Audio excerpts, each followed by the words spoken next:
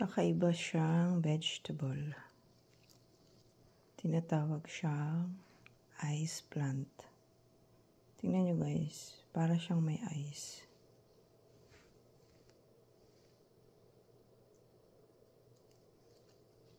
Nakaka-amaze.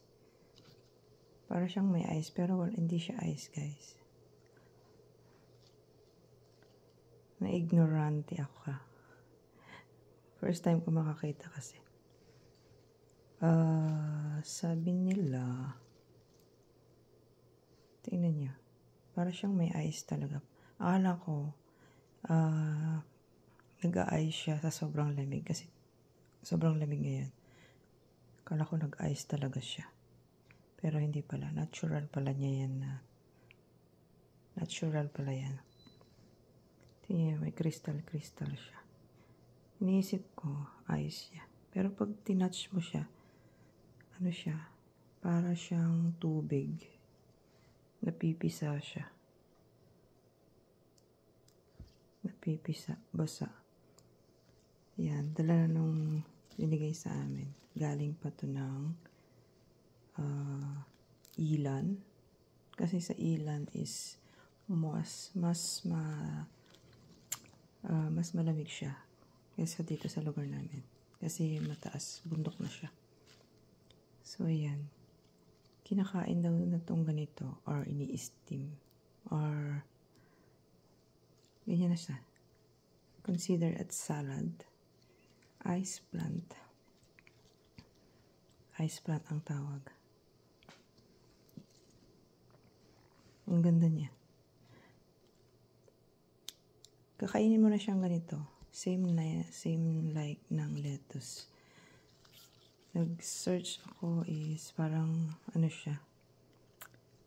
Kapamilya ng mga succulent. Makapal yung leaves niya.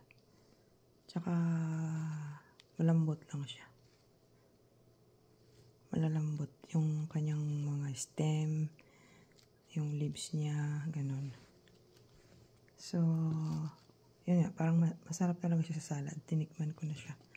Parang medyo kind of salty yung kanyang texture. And then, magaling daw to sa kung meron kang oral infection sa throat, ganyan. Mabisa daw to. Basta, diretso mo lang siyang kainin. Ayan, meron siyang ito pa. Ang dami.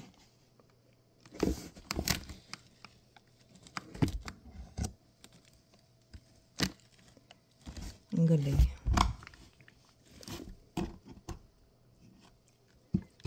Parang may ice. Akala ko na ice yung vegetable na to. Na yellow. Tingnan niyo. As in, parang may yellow siya sa mga niya. Katawan niya. Meron palang ganito. Tinatawanan ako ng ayi. Sabi niya, hindi. Ganyan talaga yan. Sabi niya. Pwede mo na siyang direct kainin. Basta hugasan mo lang siya.